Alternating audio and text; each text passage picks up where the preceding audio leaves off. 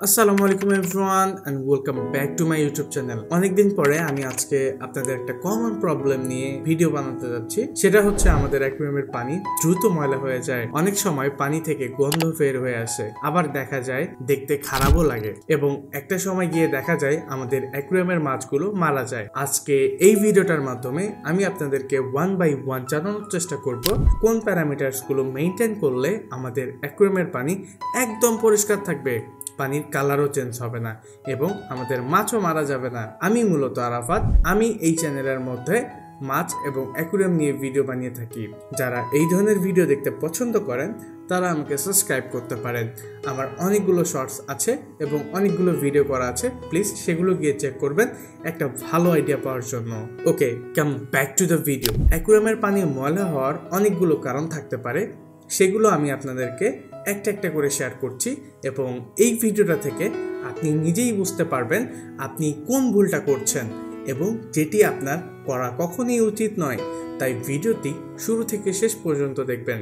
প্রথমেই যে কমন মিস্টেকটা আমরা করে থাকি সেটা হচ্ছে অ্যাকুয়ারিয়ামের তুলনায় আমরা অনেকগুলো মাছ এক অ্যাকুয়ারিয়ামের মধ্যে রাখি, অর্থাৎ অ্যাকুয়ারিয়ামের ধারণ ক্ষমতার চেয়ে বেশি মাছ অ্যাকুয়ারিয়ামের মধ্যে রাখলে সেখানে আমাদের মাছগুলো বেশি পানি ময়লা করবে।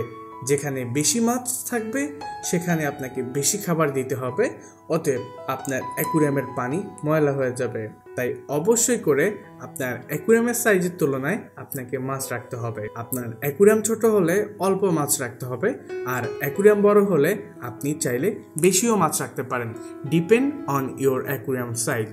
দ্বিতীয় যে কমন মিস্টেকটা আমরা করে থাকি সেটা হচ্ছে মাছকে খাবার দিতে গিয়ে আমরা বেহুশ হয়ে যাই, অর্থাৎ বাস্তবে এটাকে বলা হচ্ছে ওভারফিড।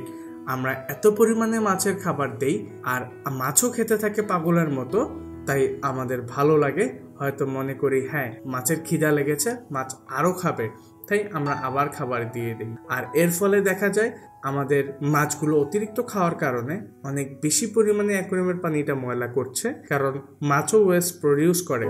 সে কখনোই ওভারফিড করানো যাবে না। বেশি খাবার দিলে অ্যাকুয়ারিয়ামের পানি দ্রুত ময়লা হয়ে যাবে। আপনি দিনে 1 থেকে 2 বার খাবার দিতে পারেন এবং সেটি মাছের সাইজের উপর ডিপেন্ড করে খাবারটা দিয়ে থাকবেন। অবশ্যই চেষ্টা করবেন সকালে একবার এবং রাতে একবার। যদি তাও পসিবল না হয় তাহলে আপনি রাতেই একবার করে খাবার দিবেন, তবে সেটা অবশ্যই মাছের সাইজের তুলনায় আপনাকে খাবার খাওয়াতে হবে। তৃতীয় যে মিস্টেকটা আমরা করে থাকি সেটা হচ্ছে আমরা অ্যাকুয়ারিয়ামের মধ্যে সাইজের তুলনায় অতিরিক্ত মাছ রেখে দিই, পাশাপাশি আমরা অনেক বেশি খাবার দেই, কিন্তু অ্যাকুয়ারিয়ামের মধ্যে আমরা কোনো ফিল্টারই ইউজ করি না। এটা একটা অনেক বড় কারণ অ্যাকুয়ারিয়ামের পানি ময়লা হওয়ার। তাই অবশ্যই করে আমাদের অ্যাকুয়ারিয়ামের মধ্যে আমরা কোন ধরনের মাছ রাখছি এবং আমাদের অ্যাকুয়ারিয়ামের সাইজ কীরকম সেই তুলনায় একটি ভালো ফিল্টার নির্বাচন করা, যাতে আপনার ফিল্টারটা সেই অ্যাকুয়ারিয়ামের পানিটাকে পরিষ্কার করতে সক্ষম হয়। এমনটা করা যাবে না যে আপনার অ্যাকুয়ারিয়ামটা অনেক বড় এবং আপনি একটি ছোট্ট ফিল্টার ইউজ করতেছেন। ভালোভাবে দেখে নিতে হবে আপনার ফিল্টারটা আসলে আপনার ট্যাঙ্কের জন্য কতটা পারফেক্ট। বাজারে অনেক ধরনের ফিল্টার পাওয়া যায়, অল্প দাম থেকে শুরু করে অনেক দামিও পাওয়া যায়। তাই আপনি সেগুলোর মধ্যে আপনার বাজেটের মধ্যে যে ফিল্টারটি আপনি কিনতে পারবেন আমি বলবো সেটি আপনি কিনুন। চতুর্থ বিষয়টা হচ্ছে আমরা অ্যাকুয়ারিয়ামের মধ্যে ফিল্টার ইউজ করি তাই বলে আমরা অনেক দিন পর্যন্ত অ্যাকুয়ারিয়ামের পানি পরিষ্কার করতে চাই না। এইটা কখনোই করা যাবে না, কারণ আপনাকে অবশ্যই করে অ্যাকুয়ারিয়ামের পানিটা পরিষ্কার রাখতে হবে। আপনি যদিও ফিল্টার ব্যবহার করেন তারপরেও আপনাকে পানি পরিষ্কার রাখতে হবে, কারণ মাছ পানিতে বসবাস করে, আর পানিতে যদি সমস্যা থাকে তাহলে আমাদের মাছগুলো মারা যাবে। তাই অবশ্যই করে আমাদের পানিটাকে পরিষ্কার রাখতে হবে। নির্দিষ্ট সময় পর পর আমাদের অ্যাকুয়ারিয়ামের পানিটা পরিষ্কার করতে হবে। আপনি চাইলে 15 দিন পর 30% ওয়াটার চেঞ্জ করতে পারেন, অথবা 1 মাসে আপনি একটি দিন সিলেক্ট করবেন যেই দিন আপনি আপনার অ্যাকুয়ারিয়ামের সকল জিনিসপত্র, পাথর থেকে শুরু করে ডেকোরেশনের জিনিসপত্র পরিষ্কার করবেন এবং সেটি অবশ্যই আপনাকে ভালোভাবে পরিষ্কার করতে হবে। অ্যাকুয়ারিয়ামের মধ্যে এমন কোনো ডেকোরেশন রাখা যাবে না যেখান থেকে কালার প্রডিউস হয়, অর্থাৎ বাজারে আমরা যে পাথরগুলো কিনতে পাই সেখানে অনেকগুলো কালার পাথর পাওয়া যায়। তাই এই পাথরগুলো কেনা থেকে বিরত থাকবেন। কেননা এই পাথরগুলো থেকে কালার বের হয়ে আসে এবং আমাদের অ্যাকুয়ারিয়ামের পানিটাকে অনেকটা নোংরা করে ফেলে। তাই অবশ্যই এটা অ্যাভয়েড করবেন। পাশাপাশি অনেকে মনে করে অ্যাকুয়ারিয়ামের মধ্যে হয়তো বা মেডিসিন ব্যবহার করলে পানি পরিষ্কার থাকে। আসলে অ্যাকুয়ারিয়ামের মধ্যে এমন কোনো মেডিসিন নাই, তাই অ্যাকুয়ারিয়ামের পানির পরিবর্তনের উপরে আর কিছুই হয় না।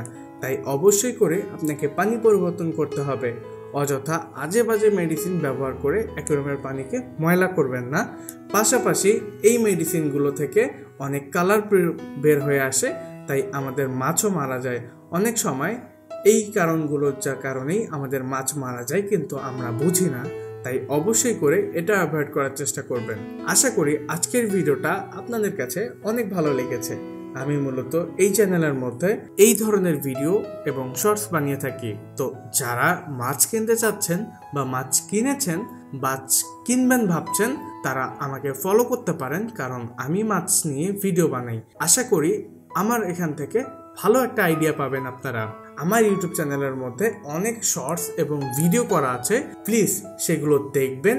এবং আমার অনুরোধ থাকলো, এবং পরবর্তীতে আপনার কোনো কোয়ারিজ থাকলে সেটা আপনি আমাকে কমেন্টের মাধ্যমে জানাতে পারেন। পাশাপাশি আপনি আমাকে ফেসবুক, ইনস্টাগ্রাম, টুইটারে ফলো করে সেখানে আপনি আমাকে আস্ক করতে পারেন। কোনো কোশ্চেন থাকলে আমি আমার সাধ্য অনুযায়ী চেষ্টা করব আপনাদের অ্যান্সার করার জন্য।